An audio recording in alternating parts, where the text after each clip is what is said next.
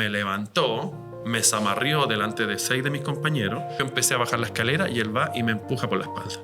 Habíamos 3 alumnos más o menos que éramos más gorditos.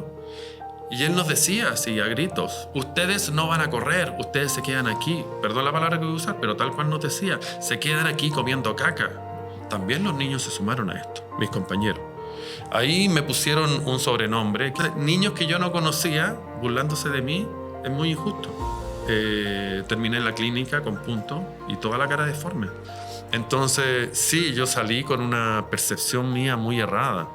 Con respecto a mis compañeros, yo no tengo les tengo mucho cariño a todos, no tengo ningún rencor con ellos. Varios me han llamado ahora. Yo entiendo que ellos eran niños y repiten lo que se hace. De que mi experiencia sirva para otros padres y eso me sana completamente. Hola, soy Romina O'Donnell, te doy la bienvenida a un nuevo episodio de Podcast Viap, un podcast donde hablamos sobre historias de vida, reinvención y nuevos comienzos. No olvides suscribirte al canal de YouTube apretando la campanita donde dice todas para que no te pierdas ningún episodio y seguirnos en Spotify. Y hoy quiero invitarles a hablar sobre sanar. Vamos a tocar el tema del bullying o el acoso escolar, que si bien ha tenido bastante visibilidad, sobre todo en los últimos años, siempre es algo que cuesta compartir. Hay personas que lo viven en soledad, ya sea por miedo, por vergüenza, por temor al que dirán. Y si bien el acoso escolar o bullying se ubica en una etapa temprana de la vida, no podemos decir que es una experiencia pasajera, porque el dolor o el daño hacia la autoestima se puede prolongar a lo largo de los años, toda la vida. Y la verdad es que creo que es muy importante compartir estas experiencias, no solo la de hoy, sino la de muchas otras personas, porque compartir ayuda a alivianar esa carga, una carga que las personas no tienen por qué llevar solas, e ir reparando esas heridas en compañía de otros. Mi invitado de hoy es Cristian Correa de la Jara. ¿Cómo estás? Muy bienvenido. Muchas gracias, Romina. Muy contento de estar aquí. Un orgullo estar en VIAP junto a ti, Romina. Y bueno, poder contar mi experiencia que le sirva sobre todo a padres y también a muchas personas que vivieron casos de bullying, de acoso de parte de profesores, educadores. Y en su tiempo eso era considerado normal. Pero no por eso no nos va a doler y no nos vamos a cargar con ese sufrimiento. Yo te agradezco mucho además tener la valentía de plantear este tema. Estás en un momento además de tu vida donde se han abierto muchas puertas a raíz de lo que estás conversando. Y quiero contarles a todos los que nos están escuchando que tú eres ingeniero comercial y pintor. Y por eso quiero, bueno, probablemente muchos ya se han fijado que nuestro logo tradicionalmente de fondo azul hoy tiene otra imagen de fondo, que es una de tus obras, porque tú eres pintor. Y quizás no está la obra completa, es un pedacito, pero por lo menos tener un fragmento de tu arte aquí en el estudio creo que lo hace más personal. Muchas gracias. Un orgullo que está ahí. Se ve muy lindo. Gracias. Se ve muy bonito, gracias por compartirlo. Y bueno, Cristian Correa de la Jara, como decía, ingeniero comercial y pintor. Cristian ha recorrido un profundo camino de transformación y reconstrucción personal. Durante su etapa escolar fue víctima de maltrato y acoso. Sin embargo, decidió iniciar un proceso de autoconocimiento que lo llevó a valorar su esencia y a mirar de frente su pasado, y con valentía atreverse a compartir lo que había vivido. En el ámbito profesional, tras estudiar ingeniería comercial y desarrollar una carrera en el mundo empresarial, comenzó a darle espacio a una vocación que siempre había estado presente, pero que nunca había podido desarrollar con libertad: el arte. Encontrando ahí una forma de expresar emociones y conectar con una parte más auténtica de sí mismo. En esta conversación hablaremos sobre las huellas que puede dejar el acoso, sobre las formas de sanar, sobre el perdón, el amor propio, la resiliencia y el poder transformador del arte. Porque aunque no podemos cambiar lo que vivimos, sí podemos decidir qué hacemos con esa historia. Bienvenido de nuevo, Cristian, y gracias por Gracias. acompañarnos en VIAP. Primero, felicitarte por tus obras. Tengo una amiga, te decía ahí tras de cámara, que es fanática de todos tus cuadros. Son muy hermosos. Después vamos a dejar la dirección para que puedan verlos. Y me gustaría primero, si nos pudieses relatar en tus propias palabras lo vivido durante la época escolar, como para que nosotros tengamos este contexto. Gracias, Romina. Mira, contarte, yo estudié toda mi educación escolar en el Colegio Cumbres. Hay que entender que el Colegio Cumbres en ese tiempo, bueno, forma parte de la Congregación de los Legionarios de Cristo. En ese tiempo dirigida por el padre Maciá Maciel, su fundador, desde México, a quien siempre se nos hacía idolatrar, tratar como un santo en vivo. En el colegio era más importante leer su historia que leer la Biblia. Se le ponía al mismo nivel que casi que la Virgen María, Cristo, el Padre Maciá Maciel, los santos y debajo el Papa. Esa era la forma que se nos enseñaba. De repente viajaba el Padre Maciel a Chile y a todos se nos hacía ovacionarlos, formarnos, porque llegaba en helicóptero y era como que llegara el viejito Pascuero. ¿De verdad llegaba en helicóptero? Llegaba en helicóptero al colegio o llegaba a los hoteles y todos teníamos que tratarlo como un gran santo en el fondo, saludarlo, qué sé yo. Era una figura que era muy idolatrada, al igual que todas las autoridades dentro del colegio. Bueno, el padre Maciá Maciel, para contextualizar un poco, ¿quién es uno de los mayores pedófilos de Latinoamérica? Parte de las redes de corrupción, de alto poder, de todo, de poder, de narcotráfico, vinculado con muchos grupos. Yo no voy a decirlo porque en realidad yo ahí te repito lo que se difunde en los medios a través de la justicia y lo que se supo después de su muerte, porque los casos de abuso del padre Maciá Maciel están registrados desde los años 60 y el Vaticano lo sabía desde ese tiempo. Bueno, pero yéndonos a lo que pasaba en el Colegio Cumbre, los sacerdotes tenían toda la autoridad dentro del colegio. Incluso quienes ejercían la labor de director, de encargado de disciplina, eran sacerdotes, no personas profesionales. No personas que tengan conocimiento de cómo educar a un niño, que no tenían conocimiento de nada en el fondo, sobre todo en cuanto a la educación. Y bueno, a mí me sucedieron varias cosas, pero yo diría que la más grave fue un sacerdote, no un sacerdote, un seminarista que le llamábamos hermano David se llamaba, de origen irlandés, que yo siendo un niño, más o menos 8 o 10 años tengo que haber tenido. ¿Qué estaba haciendo? Seguramente travesura, jugando, estudiando, pateando piedra, da lo mismo lo que yo estaba haciendo. Porque cuando uno cuenta es lo primero que te cuestionan. Ah, pero ¿tú qué estabas haciendo? Da lo mismo lo que un niño de 8 años estaba haciendo. Es un niño. Un niño. Y el sacerdote, el hermano, me levantó, me zamarrió delante de 6 de mis compañeros, me levantó, me zamarrió, me gritoneó, me decía, como era irlandés, hablaba muy extraño, me decía, tú me caes gordo, a gritos, mientras me zamarreaba, no te quiero ver nunca más, te detesto. Me hablaba así, mucho tiempo me tenía aquí, me levantaba. Y después cuando me dijo, no te quiero ver nunca más, me empujó al suelo. Y ahí yo empecé a bajar la escalera y él va y me empuja por la espalda.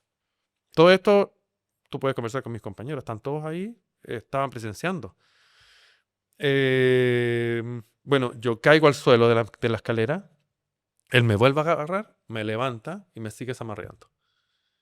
Imagínate para un niño ir al colegio donde hay una persona que lo trata así. Imagínate esconderte dentro del colegio, esconderte en los recreos, tener miedo de salir al patio porque él te podía ver. Eso fue un evento. ¿Tú qué edad tenías cuando Sí. ocurrió eso? Mira, yo estaba en no más de cuarto básico. Lo sé por el espacio donde estaba. Y Entonces, también quería hacer una aclaración, que lo que tú estás relatando se llama abuso escolar, porque entiendo que acoso escolar es cuando sucede entre pares, pero cuando se llama abuso escolar es porque hay una jerarquía. Entonces, en este caso estábamos hablando de abuso escolar y por parte de una autoridad, por una un autoridad. sacerdote que era, no sé, docente, profesor Claro. en tu colegio. Y una autoridad que además tenía un abuso no solo de rango, sino que de poder dogmático. Hay que entender que se nos enseñaba que quienes estaban a cargo de la religión recibían los dones del Espíritu Santo y eso era completamente incuestionable. Eran personas que entregaban su vida por amor a Dios. Entonces era incuestionable. Qué contradictorio. Así ocurre, sí. Y también esto se veía reflejado también de parte de los profesores, que muchas veces como teníamos que educarnos para ser más hombres, la educación tenía que ser a cargo de hombres, de profesores hombres, y siempre yo creo que una constante era que el bullying de parte de los profesores era una constante para hacernos disciplinar a nosotros mismos. Un caso que también es extremo y que varios alumnos lo han retratado, era un profesor de educación física, Juan Carlos Moreno se llamaba, quien hacía clases. Bueno, la cancha de educación física estaba bien arriba, bien alejada De la de construcción la misma. construcción, claro, y era un bosque que estaba, en ese tiempo era pleno cerro, no era San Carlos de Apoquindo, era cerro con rocas, bosque de espinos, y ahí habíamos 3 alumnos más o menos que éramos más gorditos, y él nos decía así a gritos, ustedes no van a correr, ustedes se quedan aquí. Perdón la palabra que voy a usar, pero tal cual nos decía, se quedan aquí comiendo caca, haciendo referencia que teníamos que tragar la tierra, porque era lo único que sabíamos hacer. Entonces, ese mismo profesor nos exiliaba de la clase de educación física. Ustedes no van a correr, y éramos el ejemplo para el resto de que no teníamos que ser como nosotros. Obviamente yo odiaba el deporte, odiaba la educación física. Tanto así que yo de repente empecé a soñar como que no, en las noches que no podía caminar. Y yo le decía, mamá, ¿sabes qué? No, me duelen las rodillas, no puedo caminar. Era algo completamente imaginario porque a mí no me dolían, yo podía caminar, era algo de mis sueños. Pero así yo me eximí de la clase de educación física. Pude ir mis papás me metieron a natación, que ahí no me iban a doler. Y ahí disparé. Pude entrenar como nadador, competir, ir a la selección nacional, representar a Vitacura. Entonces, bueno, fue un cambio O sea, digamos que eras muy bueno para el deporte. pero me estaban opacando, pero me estaban silenciando. ¿Qué pasaba ahí? ¿Qué crees tú ahora de adulto? ¿Qué le pasa a esas personas, a esos adultos que hacen algo así? Yo creo que son personas que no están capacitadas en el fondo. Se elegía a un profesor que fuera seleccionado nacional, que fuera atleta, y no personas que tuvieran el conocimiento de... No se necesita tener un gran corredor, se necesita una persona que con arte, con cariño, entregue la educación por un bienestar de los niños, no por ambición, no por frustración propia de tener que hacer clases, quizás porque no puedes desarrollarte en tu carrera. Y esto también me pasaba, y voy a hacer una referencia, como que me costó harto cuestionarme por qué siempre me pasaba a mí o a otros compañeros. Y resulta que cuando uno es como en el fondo, yo no era afeminado, era entretenido, era simpático, pero siempre era hacia mí. Quizás que quienes somos, tenemos alguna orientación sexual distinta, alguna forma de ser distinta, más artística, muchas veces más sensible quizás, muchas veces somos víctimas de este ejemplo de cómo no se tiene que ser. Esto también era fomentado con otros profesores, por ejemplo, cuando iba a hacer una presentación, en que mi temor no era la nota que me iba a sacar, porque no me importaba nada si me iba a sacar un 1. Me importaba que si yo me iba a parar, el profesor iba a motivar la burla hacia mí. Y obviamente, los niños repiten lo que ven de los adultos. Y si los profesores me estaban haciendo bullying, también los niños se sumaron a esto, mis compañeros. Ahí me pusieron un sobrenombre que era el nana. Y lo digo con mucha vergüenza en el fondo, porque yo era tratado como un estrato social más bajo, como que era el empleado de la casa. En ese tiempo estaban las nanas, o sea, muchos migrantes de origen peruano, a quienes respeto mucho y lamento si los voy a ofender con lo que digo, pero me decían el que tenía cara de peruano, el que tenía cara de nana. Y yo entraba a una sala y me decían, oye nana, tráeme un café. Oye, ¿puedes limpiar la sala que está cochina? O por ejemplo, iba a comentar algo y me decían, hoy las nanas no pueden hablar. Entonces, era una constante forma de, De de agredir. agredir, de ser Y que es muy tirado lamentable aparte. además porque demuestra una suerte de clasismo o menosprecio por otras personas por parte de los que eran tus compañeros en ese momento. Claro, mucho clasismo. Quizás si hubiera estado en otro colegio, los niños molestan, en el fondo copian. Quizás que habría sido otra la burla. Pero sí, o sea, muy denigrante sentirse así, sentirte como excluido, sentirte diferente. Y te voy a contar que esto no solo se extrapoló a mis compañeros del curso, que éramos 30, sino que a toda la generación y a todos los otros cursos. Entonces me pasó una vez, que esto fue lo más crítico, que, mm, que yo estaba en el recreo con otros compañeros y llegaron varios compañeros de otro curso, se pusieron alrededor y me empezaron a gritar. Entonces yo fui con uno que muy constantemente, yo no lo conocía, entonces niños que yo no conocía burlándose de mí es muy injusto. Entonces yo fui a uno ya desesperado y le dije, le dije así, para de molestarme ya. Nunca pensando que él me iba a pegar un combo que me dejó la cara rota, partido todo desde aquí hasta acá, sangrando completamente. Terminé en la clínica con puntos y toda la cara deforme. Entonces, eh, claro, eso fue, imagínate que aparte de lo del sacerdote, que otros compañeros te golpeen de esa forma, está bien, los niños pelean, pero eso no es normal, No, no es normal. genera mucho dolor. ¿Y qué pasaba con el resto de...? Bueno, no sé si había alguna acción por parte... Entiendo que los profesores no hacían nada.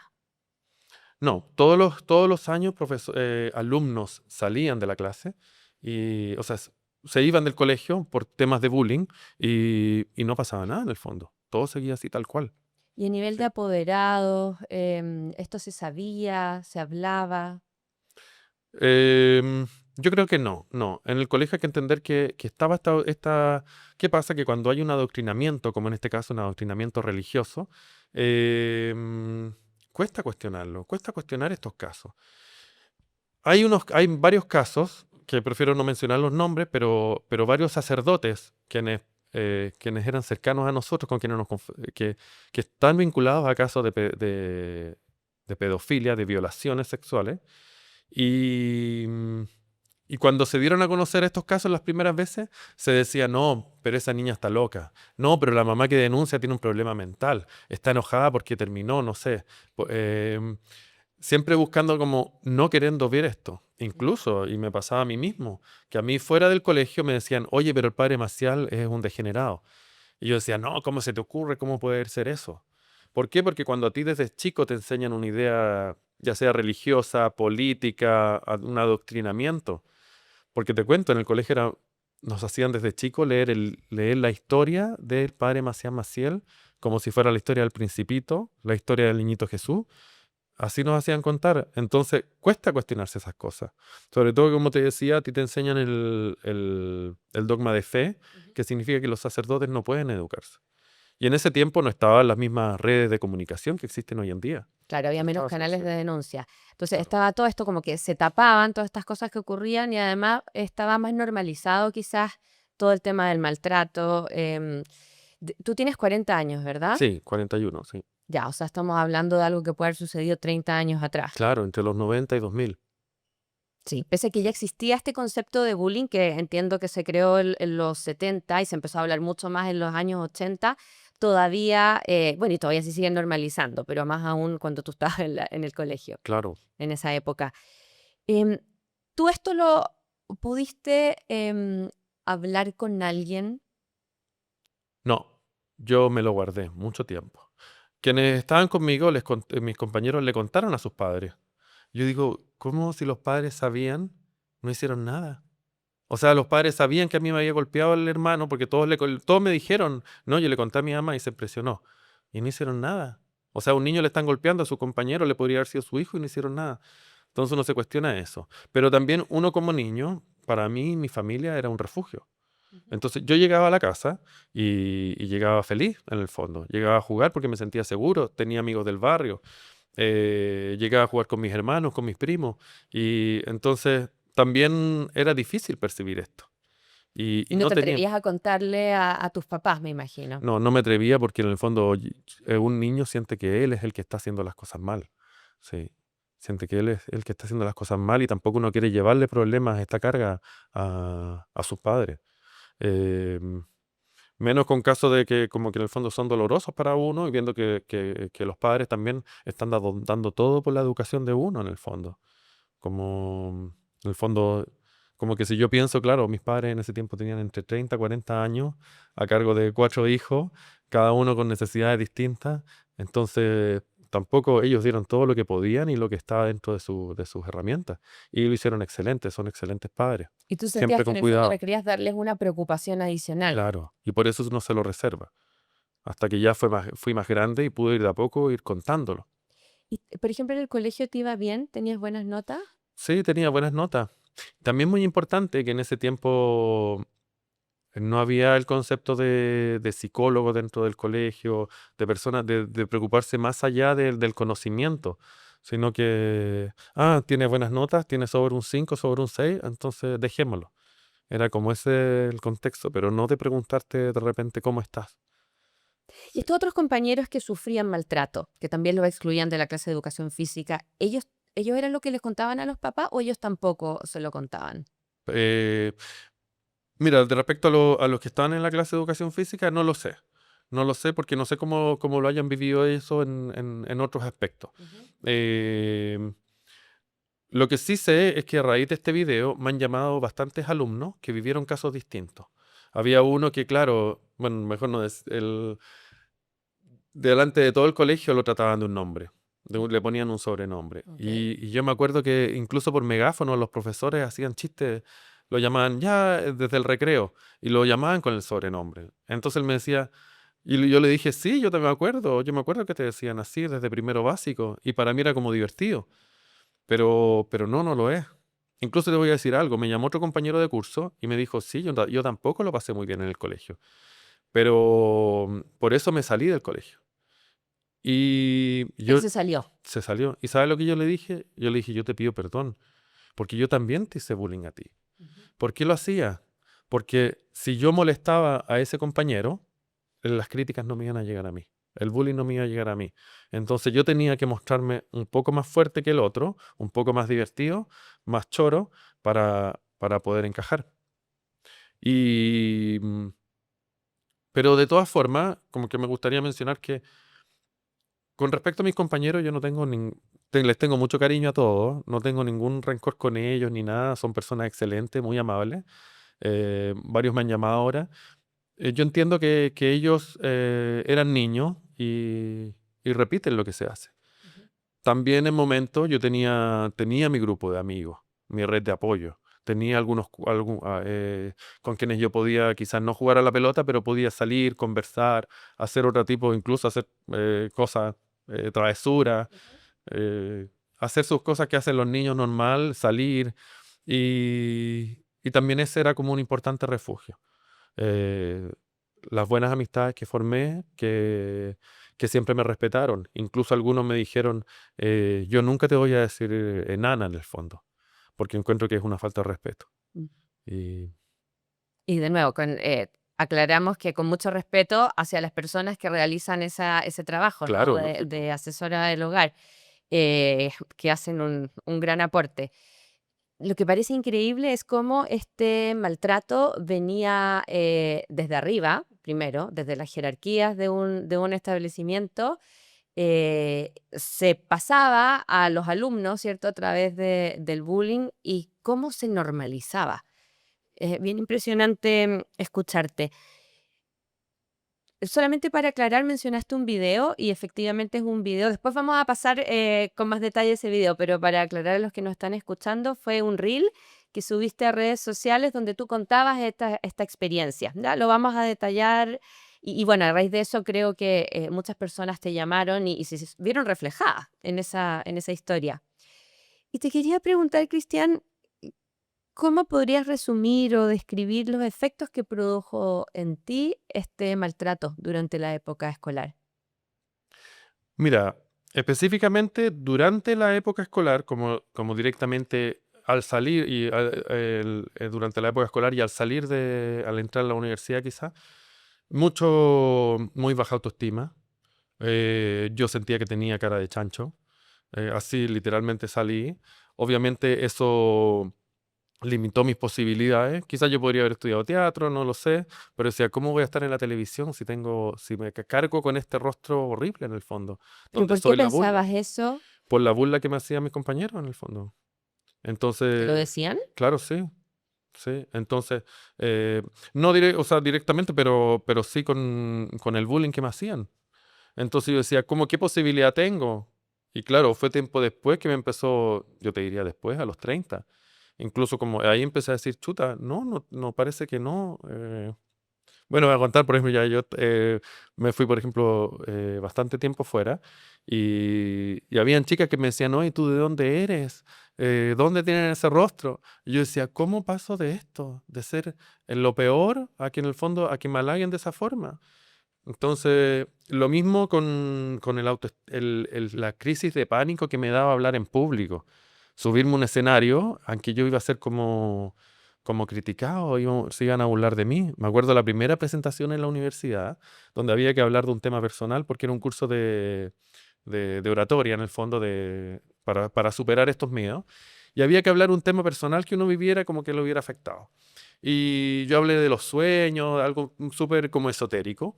Y sabes que hice la presentación, yo tiritando con miedo, termino y la gente empieza a aplaudir. Yo decía, ¿qué pasó aquí? Que pasé de recibir tomate a recibir aplausos. Entonces, sí, yo salí con una percepción mía muy errada en varios aspectos. ¿Y sentías como este temblor en el cuerpo cuando te enfrentabas a esta audiencia? Sí, sí, claro, sí. Sí, porque cuando había que hacer presentaciones en el colegio, yo tenía ese temor de que me iban que iba a recibir críticas, burlas. ¿Y ese taller de oratoria lo tomaste tú como un desafío personal o era obligatorio? No como un desafío personal, sí. Y después de eso, como que lo superé y tú ves que ahora yo hago videos en Reels, hablo en TikTok, bailo, lo que sea, pinto. Y he perdido completamente, pero ha sido un camino que he tenido que recorrer. Pero qué importante eso de querer tomar, o sea, no quedarte inmóvil, sino que decir, necesito superar esto y por eso me meto en este curso y Claro. hablo en público. Sí, Te permitió descubrir lo que en realidad eres. sí, ha sido un camino lento de ir superándome personalmente para crecer. En todo este tiempo en que has tenido que superarte y vencer este dolor, ¿qué es lo que te daba la fuerza o la energía para seguir? Yo te diría que mi familia, el apoyo que tengo de ellos, el amor de mis padres incondicional, de mis hermanos, eh, quienes eran mis amigos y quienes eran mi refugio. Pero eso, echarle para adelante nomás. Sí, ¿Y pensaste alguna vez o sea, cuando el dolor era muy grande, pensaste en decir, no quiero estar más aquí? sí, sí, sí, lo digo y con mucho dolor, había momentos que sí. Sobre todo cuando estaba en el colegio, como más o menos a los 14, 15 años, en que de repente uno le baja como está en la adolescencia, le ven en periodo de más crisis, y sí, una época muy triste. Sí, ¿Eso significaba querer terminar con tu vida, por ejemplo? sí, lo pensé, Lo pensaste. sí, lo pensé. Y ese es el riesgo que hay que tener con los niños, de no porque estén felices verlos jugar, hay que pensar que van a estar bien. Escarbar un poquito para ver qué está pasando en ese Sí. corazón, ¿no?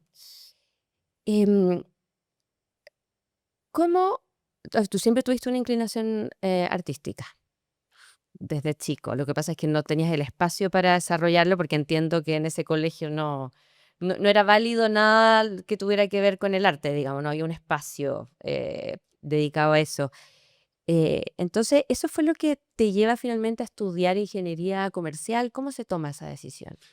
Sí, efectivamente, yo no tenía en el colegio, no se fomentaba mucho el arte. Igual había en clase de arte, pero no se le daba la importancia que a otros ramos. Sí, mi mamá, sobre todo, que también es artista, ella siempre me impulsó a crear, a hacer cosas. Nunca me faltó una plasticina, un lápiz. Siempre era el regalo una caja de lápices, tintura. Entonces siempre estuvo eso. Pero yo creo que uno, en el fondo, uno va tomando caminos y decisiones en la vida según quién uno es en cada momento. Yo en ese momento tenía un concepto de que y la única opción de vida que veía era formar una familia, tener hijos, casarme con una mujer, meterlos a un buen colegio, tener auto, casa, como un parámetro súper como heteronormado, como formal en el fondo. Y dentro de ese aspecto, yo agradezco mucho y soy feliz, no me arrepiento de haber estudiado ingeniería comercial. Estoy agradecido. Primero porque creo que una carrera no te limita a lo que tú tienes que hacer. Una carrera profesional lo que tiene que hacer es darte alas para que tú te desenvuelvas y puedas hacer lo que tú quieras. Y ingeniería comercial yo creo que es la carrera que más permite eso, porque permite convertir toda tu vida, lo que tú hagas, en negocio, en un emprendimiento. Y, y tuve excelentes trabajos. Yo tenía mi vida muy resuelta en el fondo. Tenía un trabajo, por ejemplo, trabajé en Entel, en gerencias de marketing, en Claro. El último trabajo fue en Automotores Gildemeister. Estaba a cargo del marketing de Hyundai. Ujú. Entonces, un trabajo muy entretenido. Imagínate el que cada persona soñaría. Tenía que organizar eventos, vía social, relacionado con las fiestas, las modas, la publicidad. Y bueno, ahí fue que yo dije, estoy siendo exitoso, pero mi vida no me pertenece en el fondo. Las decisiones que yo tomo no son para mí y están hechas para beneficiar a otros. O sea, en el fondo no están hechas para yo tomar un legado en mi vida. Y ahí marcó un punto radical que hace 12 años yo dije, desde ahora yo voy a hacer con mi vida lo que yo quiera, no lo que la sociedad me exige. Lo primero que hice, te voy a contar, tenía la aplicación Tinder y ahí puse la opción de buscar hombres. Yo esperaba eh, tener una cita, ver qué pasaba, pero ahí conocí a quien fue mi pareja por mucho tiempo, por 10 años, que es Francisco Videla, un hombre que yo admiro, respeto muchísimo. Y bueno, desde que lo conocí, cambió mi forma de ver la vida y de ver cómo es el amor entre dos hombres. Una figura que de repente uno tenía muy sucia, no sé, muy malintencionada. Al conocerlo, comprendí lo que era el amor y que sí era posible. Él fue quien me apoyó todos estos años a surgir en mi carrera, a surgir en mi carrera como artista, no solo al contener emocionalmente, sino que también al ayudarme a vender las obras, a realizar exposiciones, y también me acompañó en todo este proceso de ir sanando personalmente. Otra decisión que yo tomé también hace esos 12 años, y se lo compartí a él, fui la primera persona que se lo compartí, le dije, yo me quiero ir a vivir fuera de Chile. Me quiero ir a vivir, pero me quiero ir a vivir a Asia. Pensaba China, pero finalmente, bueno, y esto lo hice con el apoyo de él, o sea, con el respaldo, el empuje de él, Ujú. incluso sabiendo que iba a significar separarnos por mucho tiempo. Y bueno, me fui a Asia por un año, recorrí todo por tierra, desde Sri Lanka, la India, Tailandia, Nepal, crucé toda China, llegué hasta Japón, barco, tierra, tren. Ahí, bueno, viví muchas experiencias, conocí distintas culturas, pero sobre todo en la India aprendí un concepto que se llama el Swadharma. Ya. ¿Qué significa el Swadharma? Que tú tienes que tú tienes que hacer aquello que tu cuerpo te exige hacer, te lo permite. Tienes que desarrollar los dones que el universo te entregó. De esa forma, la vida te va a entregar prosperidad y salud. En cambio, si por ejemplo, tú que eres comunicadora, si estás en un trabajo en que no comunicas y tienes que guardar silencio, te vas a enfermar, porque tienes que expresarte. Y también esa es una forma de arte. Entonces, estando en la India, en un lugar que es precioso, que se llama Udaipur, que es un lago rodeado por puros palacios, ahí fui, yo tenía mis materiales, compré una tela en blanco y empecé a pintar. Y desde ahí hasta la fecha no he parado. Nunca paraste de No paro, pintar. no. Oye, qué bonito camino el que estás relatando. Entonces tú dejaste este mundo del marketing, este mundo corporativo, eh, conociste al que fue tu pareja, ¿verdad? Pero estuviste poquito tiempo con él porque te fuiste de viaje O sea, después de estuve eso. poquito tiempo y fue un proceso de o sea, fue una experiencia como bien. No es fácil salir del closet. No es fácil, no sobre todo, no solo salir del closet, sino que sobre todo autoconocerse. O sea, tú conoces a una persona y dices qué va a pasar después. Em, Vas conociendo lo que te va pasando, porque quizás que por primera vez estás viviendo el amor. Yo decía, oye, conocí una persona, pero resulta que no puedo parar de mirar el celular porque si me llega un mensaje o si no me responde, yo en la oficina me vuelvo loco. ¿Y cómo le comento a mis compañeros que estoy trastornado a ver si me responde un hombre? Entonces, es fuerte. Sobre todo que, aunque han sido 12 años, el 2014 el mundo era distinto. Ujú. El mundo, hoy día, claro, estos temas se hablan abiertamente, no hay ningún problema, pero en ese tiempo no era así. O sea, tú estás haciendo más disruptivo, digamos, en En ese tiempo ese sí, momento. sí. ¿Y tu orientación sexual? ¿Cuándo ¿Cuándo la tuviste clara? Porque también hay una decisión de decir, voy a entrar a Tinder y voy a buscar hombres. ¿Hace cuánto tiempo venías ya pensando esto? O a lo mejor lo sabías de siempre y no te dabas el espacio. Lo reprimía personalmente, sí, lo reprimía. Eh, claro, quizás que tuve como besos, cosas así en fiestas, pero, pero no como un encuentro afectivo. Entonces ahí fue cuando conocí y claro, quizás que fue necesario separarnos para yo poder transmitir esto a mi familia, a quienes me rodean. Y claro, porque tú durante la época escolar tú me decías, yo en realidad me tenía que casar con una mujer, tener una familia, o sea, probablemente en la época escolar nunca pensaste que esto era una posibilidad. No, porque si lo pensaba, lo trataba de reprimir. Ok. Uno lo trata de bloquear en el fondo. Es algo que no quieres ver. Entonces te vas reprimiendo en todos los aspectos. Y esto también bloquea tus decisiones personales, porque obviamente tu vida cambia cuando te proyectas a formar una familia a cuando te proyectas como ser artista. Ujú. Entonces cambian todas tus decisiones. ¿Y lo conoces a él después? Bueno, ¿tu idea era irte a Asia a vivir o pensabas que era temporal? No, quería vivir la experiencia, a vivir, pero un tiempo obviamente abierto a lo que se diera. Y como te decía, después volví a Chile a enfrentar un nuevo mundo. Porque yo me fui siendo un ingeniero que le gustaban las chicas, que tenía algunas novias, y llegué a Chile, claro, siendo artista. Y ya no tenía las entradas para las fiestas que podía regalar, ya no tenía el ingreso que tenía antes, y además presentando a un novio. Entonces, claro, para muchos fue difícil este tema. ¿Perdiste personas en esta nueva vida? Sí, sí, algunas personas preferí distanciarlas, pero sabes que con el tiempo me iba acercando a todas ellas. Me iba acercando quizás de a poco, no siendo mentiroso, siendo como amigo, pero sí superando ese problema, también entendiendo que, por ejemplo, que para la familia también es difícil Eso entenderlo. te iba a preguntar por Sí, tu familia. sí, para mi familia también fue bastante difícil. em, Mira, pero respecto a otros grupos de apoyo, mi familia siempre me apoyó. Hay personas externas que de repente se opusieron a esto, pero ahí yo valoro el tema de mis padres, de también mi madre sobre todo, cuando por ejemplo familiares cercanos se oponían a mi orientación sexual, ahí mi madre sacaba las garras y decía, no, yo protejo a mi hijo y lo elijo a él. Así que eso es lo que tienen que hacer las madres y los padres, proteger a los hijos. Sí. Y claro, yo me imagino que para mi familia y muchos cercanos, eh, puede haber sido difícil porque también hay que comprender, aunque no debería ser difícil, porque la verdad es que nada les influye.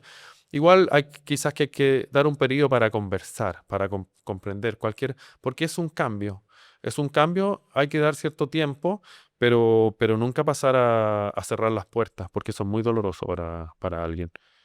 Qué sabio eso que dice y creo que es un tip muy importante. Cada proceso y cada persona tiene sus tiempos para asimilar cierta información. Entonces, no cerrar las puertas, estar ahí disponible, pero darle ese tiempo a las personas.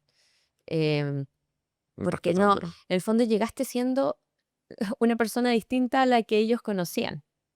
Claro. A veces no es falta de amor, a veces es que no te reconocen en ese nuevo rol. Sí, y eso toma tiempo y sobre todo ahora he podido ir recuperando esa conexión, Después de 12 años. claro. Ustedes ya Sí. no están juntos. No, no, hoy día no. Pero lo recuerdas como una relación muy importante y muy bonita en tu vida. Sí, muy importante, muy bonita, sí, sí. Y creo que ahora en el último tiempo lo he valorado mucho más. Sobre todo, mira, ahora que he contado este tema ahora que he contado este tema del abuso, del acoso escolar, para mí fue como que dentro de mí explotara una olla de presión, que tenía en el fondo una nube negra que me estaba contaminando, de mucho estrés, de mucha rabia. El estrés es silencioso, entonces nosotros lo vivimos, buscamos formas de tapar ese vacío con silencio, em, sin darnos cuenta que de repente explotamos en rabia. Y si alguien nos dice, oye, tú estás mal, si alguien se preocupa por ti, también nosotros nos ponemos una coraza y respondemos de mala forma. Eh, Lamentablemente, quien tuvo que pagar estas consecuencias sobre todo del estrés, fue mi pareja en ese tiempo, quien justamente había sido mi terapeuta, quien me escuchaba y dañando su autoestima, su imagen percibida, su valor personal y acarreando toda esta carga que implicaba. O sea, todo este daño que tú traías de alguna manera propiciaba que tú dañaras al otro, digamos, A la otra persona, a la sí, otra porque el persona. estrés lo viven tanto mi familia, tan cercanos, que de repente uno responde de mala manera, uno se distancia, y también tu pareja. Y eso lo puedo ver ahora, que en el fondo me he sacado de esta nube negra y la ceguera que tenía, Mm. y empezar a comprender las cosas que estaba haciendo que estaban mal. Y de repente muchos malos hábitos que uno tiene, comenzar a convertirlos en vicios que te deterioran a ti y dañan a tu pareja. ¿Y qué tipo de cosas podríamos mencionar dentro de esos vicios? Sí, mira, hay que entender que yo recién a los 30 años comencé a vivir mi sexualidad. Ante- a- Durante todo mi crecimiento, tocar mi cuerpo era un pecado. Mirar mi cuerpo, mirar otra imagen, y sobre todo mirar a un hombre, era algo dañino y tenía que partir a confesarme. Yo era muy católico. Eh, Todo eso en el fondo, esa crisis de descubrimiento íntimo, también ese cuestionamiento, esa confrontación con tus ideas morales, ese alejamiento a la Iglesia Católica, también te hace cuestionarte todas tus ideas morales. Y voy a ser súper honesto, transparente, porque hoy en día está muy de moda hablar de distintos tipos de relaciones, de acuerdos, de relaciones libres, de poliamor, sobre todo en la comunidad gay, en el fondo está muy así como que todos lo practican. Pero cuando tú empiezas a abrir la puerta, es igual que una droga, es igual que un vicio. Tú empiezas a abrir la puerta y ¿cuál es el límite? ¿Cómo tú puedes percibir y darte cuenta cuando ciertos acuerdos que tienes con tu pareja, que puede ser que a personas le funcione, cómo pones el límite de cuándo le afecta el sentimiento a la otra persona, el autoestima? Sí. Porque para eso se necesita mucha conversación y de repente es difícil la comunicación, no es lo ideal. Em, lo mismo cuando uno tiene, por ejemplo, la pereza. No porque yo soy muy activo, me gusta hacer cosas, pero de repente, claro, él quería salir a un parque y yo no podía ir a ver una película al cine y yo no podía.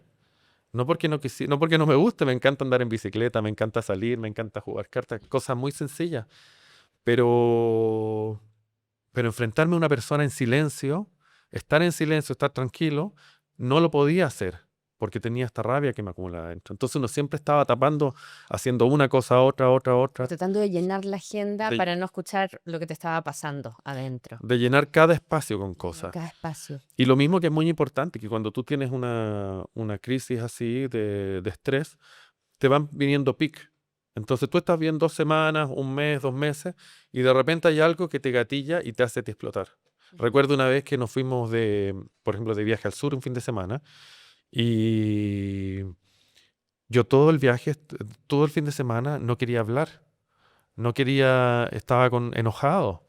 Y yo trataba de explicarle, no estoy enojado contigo, es conmigo, es algo mío, personal. Pero claro, él se llevaba esa parte y se llevaba esas malas respuestas.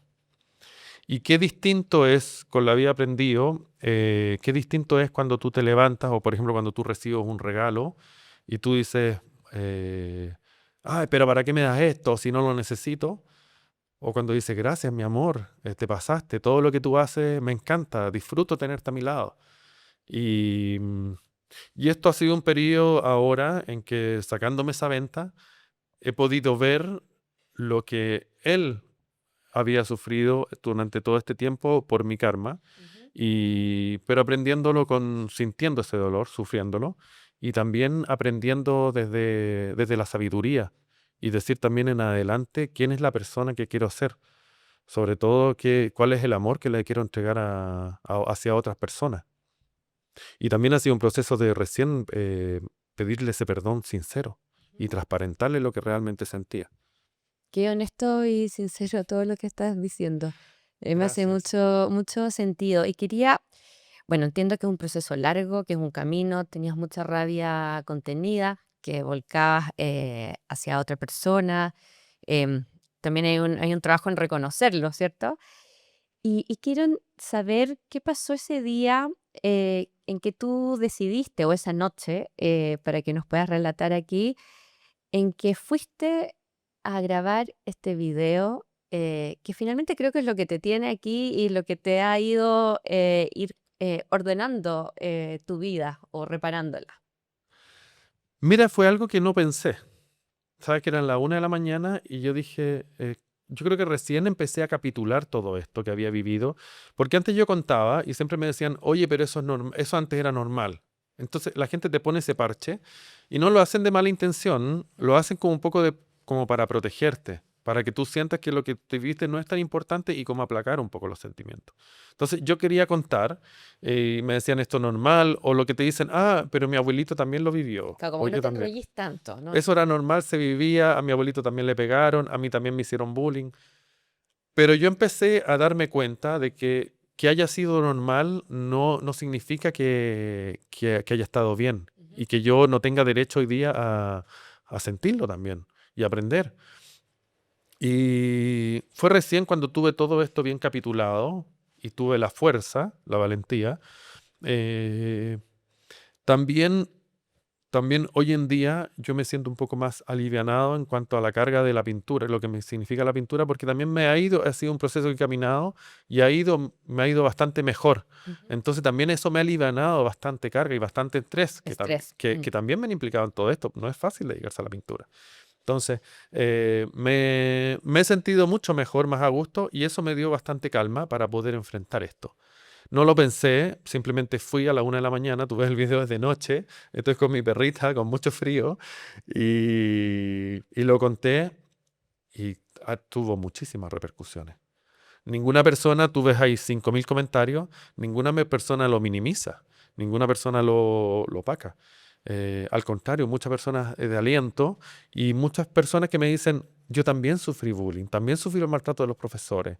Una chica, una amiga me llamó, me dijo, ¿sabes qué? A mí me hacían, el profesor me decía que yo era gallina y me hacía el profesor caminar como gallina en todo el curso para que todos se rieran. Entonces, hay muchos casos así dentro del colegio, en distintos estratos sociales, o sea, esto trasciende a todo. Y creo que somos una generación, quienes tenemos más de 30, 40, que, que cargamos con esa herida. Y, y no está bien, tenemos que contarla, sanarla.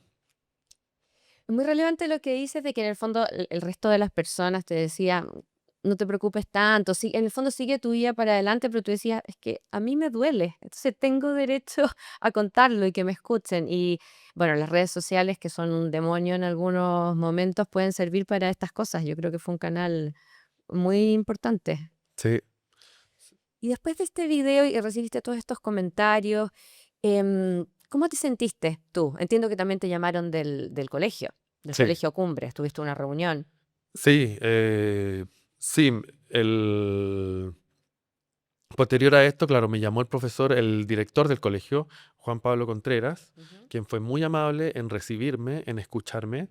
Ellos te buscaron, ¿ah? No Ellos es que me... tú pediste una No, reunión. para nada. Le llegó, le llegó y yo no voy a culpar a quien hoy en día es director, porque él cuando me sucedió esto él era un niño. Claro. Entonces fue muy amable en escucharme. Visitamos el lugar, por ejemplo, el lugar donde yo fui golpeado. Yo le dije, mira, desde aquí me empujó el sacerdote, aquí caí al piso. Visitamos todo eso, visitamos las salas, la cancha de educación física y visitamos y me contó todo lo que está haciendo el colegio para que estas cosas no ocurran y cómo esta es una de es su principal prioridad. Ujú. Y yo le dije, este es el día más importante de mi vida. Este es el día que he esperado siempre y marca un antes y un después. Así que fue muy bonito. Agradezco al director, agradezco a las personas que me recibieron, quienes trabajaban ahí. Agradezco porque para mí fue muy limpio y desde ahí he sentido mucha paz. Eso te iba a preguntar, ¿qué pasa contigo ahora? ¿Cómo te sientes? ¿A cuántos meses han pasado? ¿Como 3 meses desde que lo grabaste? Sí, yo creo como unos 3 meses puede ser. Ujú. Em, sí, muy sanador, muy limpio, pero también doloroso. Doloroso de darme cuenta de cosas que estaba haciendo. Se han despertado muchas emociones y creo que hoy nace una nueva persona con una nueva percepción de la vida, mucho más sana, donde no hay espacio para el odio, solamente el amor que quiero compartir con las personas. tanto entregar como recibir. Sí. Y desde tu mirada, y esta pregunta se lo hago a todos los que vienen, para esas personas que quizás han vivido maltrato, situaciones similares o algún tipo de abuso, ¿qué consejo le podrías dar desde el punto de vista de la reinvención? Que en tu caso lo relaciono mucho con la sanación. Yo creo que es muy importante contar lo que les sucede. Ya sea graficarlo, contarlo a través de poesía, de arte, pero eso tienen que expresarlo. Somos seres comunicadores, el humano. Entonces tenemos que transparentarlo, que no nos silencie. Y de eso también se trata el arte, de hacer las cosas por generar cambio. Entonces yo me siento muy a gusto de que mi experiencia sirva para otros padres y eso me sana completamente. Entonces, a quienes han vivido situaciones así, eh, contarlo, transmitirlo de todas las formas que puedan hasta que estés tranquilo. Yo hoy en día digo, por ejemplo, me cuestiono si esto me va a dar de nuevo alguna rabia y yo digo, ya conté todo, ya conté, está en un video. Entonces ya no hay nada más de que me vaya a dar rabia porque ya no hay nada más que explicar. Conversé con todas las personas que tenía y me siento muy tranquilo, a gusto. Y sobre todo que esto haga cambio en el mismo colegio. Qué importante eso de compartir. Yo lo dije también en la introducción. Creo que compartir una tristeza, una pena, saca una carga muy importante. Además, creo que hay que ser muy generoso para atreverse a contarlo.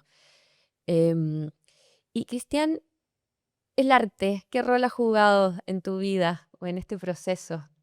El arte, bueno, ha sido mi forma de expresar, de comunicar, no solamente a través del arte, ¿eh? Yo he descubierto que el arte no necesariamente se trata de la pintura, la escultura, esos son oficios. Ujú. El arte significa que todo lo que nosotros hagamos en la vida, ya sea tu profesión como comunicadora, porque lo que tú estás haciendo es arte, tú estás cambiando la vida de la gente, ya sea que trabajas como contador, ya sea que preparas un informe, cocina, tú lo hagas con completa devoción, con un interés de generar cambios en el resto, que tú recibas algo y eso cambie la vida del resto. Mi forma es a través del arte, a través de la pintura, pero, o también a través de hacer un video y contar mi testimonio. Yo lo que puedo decir con palabras, lo digo verbalizándolo, pero aquellas cosas que son más del intestino, de nuestro interior, de nuestra alma, muchas veces me es más fácil comunicarlo con imágenes. Ujú. Y de esa forma generar ese cambio. Lo que hagan en la vida, no importa la profesión, hacerlo con completa entrega, con amor, para cambiar la vida del resto.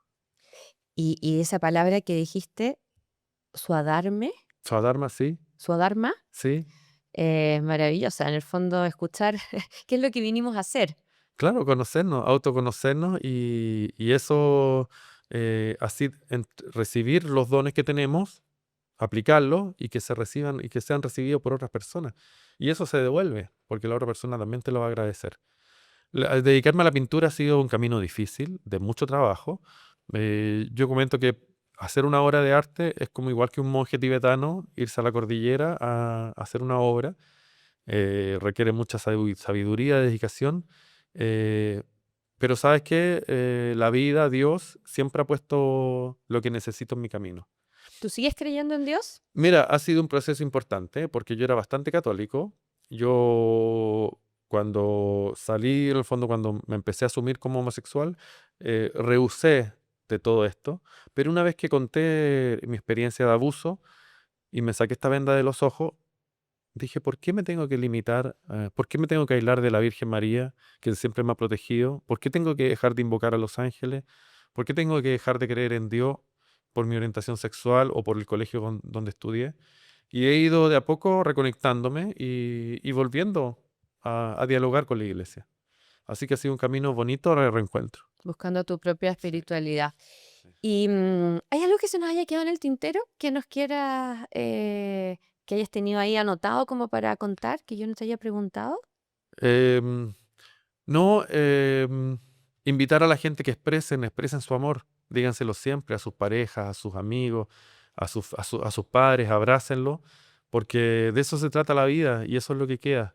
Eh, y no se guarden lo que quieran decir, díganlo, exprésenlo. De esa forma es la única forma de sanar y expresarla al resto. Y cambia mucho la vida en pareja cuando tú le dices a tu persona, a la persona todos los días te amo. Eso te hace un camino mucho más limpio. Importante no solo Y te sentirlo, une, sino que expresarlo. sí, y te une con la otra persona de una forma sincera, honesta. Mm. Oye, Cristian, muchas gracias por esta conversación tan profunda y por querer abrir tu vida en este espacio. Te quería preguntar, ¿dónde te pueden encontrar? A través de las redes sociales, en el Instagram, Pintor Correa de la Jara. Y bueno, ahí pueden disfrutar de mis obras, verlas. Trato de hacer varios videos entretenidos. Yo he aprovechado mucho. La gente me dice, hoy, ¿dónde expone? Mis obras están todas en las redes sociales. Ahí las pueden disfrutar. Y ha sido una forma muy linda las redes sociales de poder conectar con la gente a través del Instagram, del TikTok, ir haciendo videos donde muestro mi trabajo siempre de una forma entretenida, con música, para que la gente lo disfrute. Así que, y gracias a todos que me siguen por ese cariño, que me alienta a seguir. Además, yo quería destacar que tú en tus videos, en tus reels, muestras cuando vas a dejar una obra a una casa, por ejemplo. No, no es como una cosa así, o sea, cada obra tiene una dedicación y te preocupas de dónde va a quedar puesta. Claro, sí, para mí es muy lindo poder, cuando puedo lo hago así, lo voy a entregar. Y, y es muy lindo el contacto que se genera con la familia. Y algo muy maravilloso que he visto es de repente que pasan los años y personas que confiaron en mí en un principio, cuando yo no era conocido, y veo sus casas y la obra sigue ahí, eso es muy gratificante. O sigue el retrato de la familia, por ejemplo, del matrimonio, y después tú ves a la misma familia con los hijos, cómo ha crecido. Así que dejamos invitados a todos quienes nos escuchan a visitar tu Instagram, tu página web, bueno, y también eventualmente haces actividades en el estudio, ¿cierto? Sí, siempre creando. Muchas gracias por haber conversado conmigo hoy día y te deseo mucha felicidad. Muchas gracias, gracias Romina, a ti también, mucha felicidad y mucho amor.